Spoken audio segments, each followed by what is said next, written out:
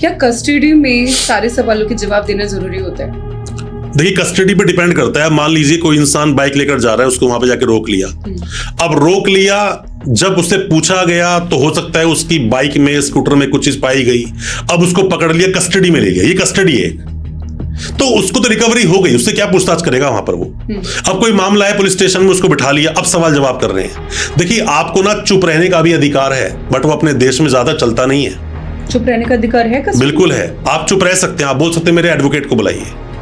वो ऐसे बहुत सारे सवाल आपसे पूछते हैं जिन सवालों के जवाब देना जरूरी नहीं है। अब इसमें क्या होता है कि आपने ही कोई बात ऐसी बोल दी जो आपके अगेंस्ट यूज हो सकती है कोर्ट में। इसे बोलते हैं right against the self incrimination, जो कि फंडामेंटल राइट है, फंडामेंटल अधिकार है कि आप अपने ही खिलाफ कहीं मत जाकर आपको गवाही नहीं देनी है जो आपके खिलाफ यूज हो जाए। आप जो भी कुछ बोलोगे उसके साथ में रिकवरी डिस्कवरी हो जाए, कोई एविडेंस कनेक्ट हो जाए, तो ऐसे में आपका बचना मुश्किल हो जाएगा। तो पुलिस आपको हर चीज के लिए जवाब देने के लिए बाध्य नहीं कर सकती। पुलिस का काम क्या है? पुलिस का काम है उस मैटर की इन्वेस्टिगेशन करना, सवाल जवाब करना। आपसे सवाल पूछेंगे, मारना, पीटना, थर्ड डिग्री देना, या ऐसे सवाल पूछना जो पर्सनल है। आपके फोन का पासवर्ड लेना, आपके फोन के स्क्रॉल डाउन करना, हंसना फोटोज को देखकर। ये तो देखिए, आप राइट टू प्राइवेसी सबको है। राइट टू प्राइवेसी कितना प्राइवेट हो सकते हैं पुलिस वाले आपके फोन के साथ? देखिए, अगर कोई अनऑथराइज तरीके से कुछ काम हो रहा है फिर तो कुछ भी कर सकता है ना वो आदमी, पर आपकी प्राइवेसी को लीक नहीं कर सकता। हस्बैंड वाइफ की फोटोज है उसके अंदर, किसी भी तरह की फोटोज हो सकती है, उनको देखने का अधिकार किसी को नहीं है। तो आपके फोन में घुसा कैसे वो? तो फिर वो कैसे करे? तो उस पे एक्शन उसने वो लेता है? नहीं, आप ले सकते हो, आप बोलोगे मेरे ये एक फंडामेंटल राइट का वायलेशन है, राइट ऑफ प्राइवेसी मुझे मिला हुआ है। आप मेरे फोन से क्या निकालना चाहते हो? मेरे फोन से आपको चाहिए क्या? सीडीआर चाहिए, जाके आप उसके नेटवर्क प्रोवाइडर जाके मिलिए, व्हाट्सएप चैट मिलिए, जाके व्हाट्सएप जाके आप जाके परमिशन लेके वहां चैट निकाल लीजिए मेरे फोन से क्या आपको रिट्रीव करना है? अब बात वही है कि राइट ऑफ प्राइवेसी के बारे में पता पहले होना चाहिए ना। हमारी जो आम जनता है वो अपने अधिकारों के बारे में ही पूरी तरह से अवेयर नहीं है, और अगर अवेयर है भी, अब देखो जरूरी नहीं है ना कि अगर वहां 3 लोग खड़े हैं, एक आर्मी पर्सन खड़ा हुआ है, एक आम जनता खड़ी हुई है, और एक आदमी जो मजदूर है वो खड़ा हुआ है, ठीक है ना। एक आर्मी वाले के पास एक कुछ भी रिवॉल्वर है, कुछ भी, उसका पिस्टल है, उसके पास एक गन है उसके पास, वही गन आप आम जनता को दोगे, शायद सोशल मीडिया देख के वो समझ सकता है कहां से मुझे इसको ऑपरेट करना है, पर वो ठीक निशाना नहीं लगा सकता है। वही मजदूर को दोगे तो वो तो ऑपरेट भी नहीं कर पाएगा।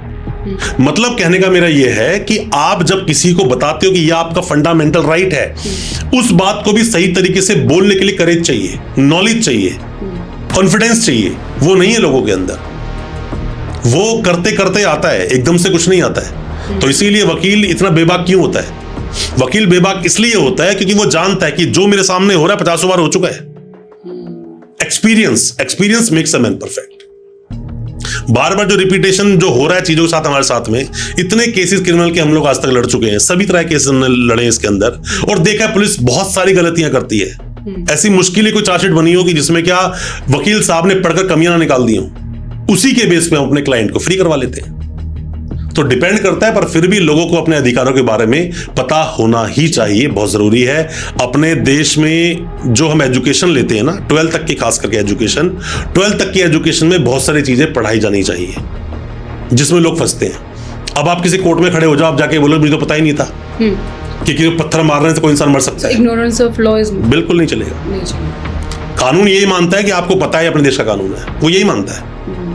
अब उसमें गलती आपकी, आप अगर नहीं जानते हो, पर वो कभी पढ़ाई नहीं गई, कभी समझाई नहीं गई। इसीलिए तो बोलते हैं आपको फ्रीडम ऑफ स्पीच क्यों है। आप आराम से कुछ भी बोल सकते हो जब तक किसी के सामने वाले के कोई फंडामेंटल राइट का वायलेशन ना हो, तभी तक आपके फंडामेंटल राइट है आपके पास। कि सामने वाले को आहत करोगे तो आपके ऊपर एक्शन होगा। तो लोगों को बोलना चाहिए, अपनी आवाज को उठाना चाहिए। अगर आप सेफ और अच्छी जिंदगी जीना चाहते हो, आपको जिंदगी जीने का अधिकार नहीं है, खुलकर भरपूर जिंदगी जीने का अधिकार है। कस्टडी कितने पीरियड की होती है और कितनी एक्सटेंड कर सकते हैं पुलिस वाले? देखिए, कस्टडी को समझने के लिए ना पहले आपको पूरा एक सिनेरियो छोटा समझना पड़ेगा। होता क्या है कि चलो मैं अरेस्ट से बात करता हूं, क्योंकि अरेस्ट होना ना होना एक बात की बात है, वो तो केस टू केस वेरी करता है, डिपेंड करता है। किसी इंसान को अरेस्ट कर लिया पुलिस ने, अरेस्ट जरूरी नहीं कि पुलिस ही अरेस्ट करेगी, एक आम जनता भी किसी को अरेस्ट कर सकती है। आम जनता पुलिस को अरेस्ट कर सकती नहीं, आम पुलिस को भी अरेस्ट कर सकती है। पुलिस अगर कुछ इलीगल एक्ट कर रहा है तो उसको कन्फाइन कर सकती है, रोक सकती है उस चीज को, प्रिवेंटिव बोलते हैं इसको। अब आप कुछ रोक लिया उसके अंदर, अब ये भी हो सकता है कि जज साहब भी किसी को अरेस्ट कर सकते हैं अपने ऑर्डर से, पुलिस वाले भी अरेस्ट कर सकते हैं। तो ये पावर सिर्फ पुलिस के पास है, ये एक अल्प ज्ञान है। ये पावर सबके पास है, कुछ गलत हो रहा है उसको आप रोक सकते हो। अब इसके अंदर क्या है कि पुलिस ने अरेस्ट कर लिया, 24 घंटे के अंदर मजिस्ट्रेट साहब के सामने पेश करना है, पर पेश ऐसा नहीं हो पाते हैं, बहुत से लोग होते हैं पेश नहीं होते हैं। इसलिए मैंने आपको बोला कि ये पूरा अगर मैं सिस्टम से बताऊंगा बहुत लंबा समय लगेगा, पर कुछ शॉर्ट मैं आपको बता देता हूं। किसी इंसान को पकड़ के जेल में डाल दिया, अब डिपेंड करता है कि आपको देखना है कि उसके अंदर मैक्सिमम पनिशमेंट कितना है। अगर उसमें पनिशमेंट अप टू 10 ईयर्स है तो उसमें 60 डेज के अंदर चार्जशीट फाइल करनी ही पड़ेगी। इसी को बोलते हैं इन्वेस्टिगेशन। फर्दर अगर कुछ इन्वेस्टिगेट करना है तो स्पेशल परमिशन लेनी पड़ेगी, पर अगर चार्जशीट फाइल नहीं हुई है तो सामने वाले को डिफॉल्ट बेल का अधिकार मिल जाएगा। अब 10 साल से ज्यादा सजा का प्रोविजन है, तो ऐसे में 90 डेज में वो चार्जशीट फाइल की जा सकती है। एनडीपीएस जैसे कानून के अंदर 6 महीने या फिर 1 साल तक भी ये टाइम एक्सटेंड हो सकता है चार्जशीट फाइल होने का। इसी को बोलते हैं इन्वेस्टिगेशन, इसी को बोलते हैं कस्टडी। कस्टडी हर 14 डेज के अंदर आपने देखा होगा कि इस इंसान को जो एक्यूज है उसको कोर्ट में लेकर आते हैं। तो कोर्ट में लेकर क्यों आते हैं? एवरी 14 डेज उसमें इसलिए लेकर आते हैं कि जज साहब देखना चाहते हैं जिसको मैंने जेल भेजा वो सही है भी कि नहीं, जिंदा है भी या नहीं। क्योंकि हर इंसान के जो फंडामेंटल राइट्स है, जितने भी फंडामेंटल राइट्स है ना, उसका गारंटर कौन है? Supreme court. तो अल्टीमेटली देखना होगा कि साथ गलत तो नहीं हो रहा है, तो देखा जाता है। कस्टडी भी डिपेंड करता है इन्वेस्टिगेशन के हिसाब से। अपने देश का कानून ये बोलता है कि अगर इन्वेस्टिगेशन कंप्लीट है, चार्जशीट फाइल है, तो अब किसी को जेल में रखकर पर्पस फुलफिल होगा क्या? अब उसको बेल दो। क्योंकि किसी को बिना बात के जेल में रखना, ये तो अल्टीमेटली उसके मतलब आर्टिकल 21 का वायलेशन क्लियर कट है। पर डिपेंड करता है केस टू केस, किस केस में उस इंसान को अरेस्ट किया गया। पॉक्सो जैसे कानून में, पॉक्सो जैसे मामलों के अंदर लड़की की स्टेटमेंट कराना जरूरी है। एनडीपीएस के मामलों में सीजर क्या हुआ, सर्च और सीजर जो होता है उसकी बहुत ज्यादा वैल्यू है, वो देखना पड़ता है किस तरह सर्च हुआ, किस तरह सीजर किया गया। तो इस तरह से हर केस का एक पहलू अलग है। हम सिर्फ ये बात बोल दें कि नहीं बस चार्जशीट फाइल होगी बेल दे दो, ये कंप्लीट सत्य नहीं है। तो जो अरेस्टेड एक्यूज्ड है उसको काले कपड़े से उसका मुंह क्यों ढका जाता है? देखिए, सबका ऐसा नहीं होता है कि सभी का पहले काले कपड़े से मुंह ढक दिया जाए, बट फिल्मों में आपने अक्सर देखा होगा कि जब कभी किसी को अरेस्ट किया गया और पुलिस जब उसे कोर्ट में लेकर आती है तो उसका काले कपड़े से मुंह ढका हुआ होता है। उसका रीजन क्या? TIP बोलते हैं इसको, टेस्ट आइडेंटिफिकेशन परेड। अब उसमें जो परेड कराई जाती है एक जेल में होती है। अब मान लीजिए कि किसी ने आपके साथ में कोई आया, फोन छीन कर ले गया, उसने कुछ भी आपको मारा पीटा और वो फोन छीन कर चला गया, तो आपने शक्ल उसकी देख ली, आपने कंप्लेंट दी, पुलिस ने तो अरेस्ट कर लिया, अब पुलिस ने जेल भेज दिया। अब पुलिस आपको बोले कि आप उसको आइडेंटिफाई करो, तो उसके जैसे और भी लोग उसके साथ खड़े करे जाएंगे, फिर आप आइडेंटिफाई करोगे ये था। अगर मान लो पुलिस ने अरेस्ट किया और उसकी फोटो पब्लिक कर दी, ये आदमी है, तो आप तो जान ही जाओगे। कोई लोग झूठा कोई केस किसी को बना रहा है, उसने बोला कि ये आदमी रात को आया था, मेरे घर में बम फेंक दिया इसने और ब्लास्ट में हम मरते मरते बच गए, फायरिंग मेरे घर पे हुई है, ये वो आदमी था, एक ऐसा आदमी था।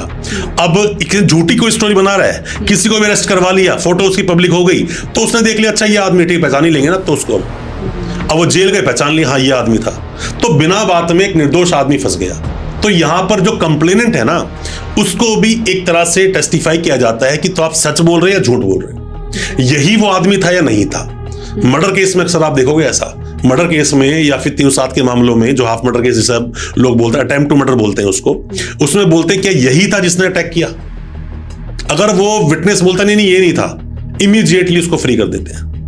ये जो काला कपड़ा डालते हैं ना चेहरे पर, इसका यही मतलब है, प्रोटेक्ट करते हैं उसको। बिल्कुल, ये देखते हैं कि उसकी जो आइडेंटिफिकेशन है वो लीक नहीं होनी चाहिए, कॉम्प्रोमाइज नहीं होनी चाहिए, ये देखा जाता है। पुलिस वाले अक्सर अरेस्टेड पर्सन के साथ फोटो खिंचवाते हैं, ऐसा क्यों होता है? देखिए, अरेस्टेड के साथ फोटो खिंचवाना कोई अपराध नहीं है, बट उसको डिफेम करना एक अपराध है। इंसल्टेड उसकी इंसल्ट करना अपराध है। क्या उस इंसान की खुद की कोई डिग्निटी नहीं है?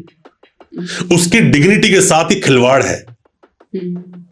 अगर ऐसा आपके साथ हुआ है, किसी के साथ भी ऐसा हुआ है कि आपको अरेस्ट किया और आपका जुलूस निकाल दिया गया पूरी तरह से पुलिस वालों ने जानबूझकर, तो ऐसे में आप कंपनसेशन क्लेम करो।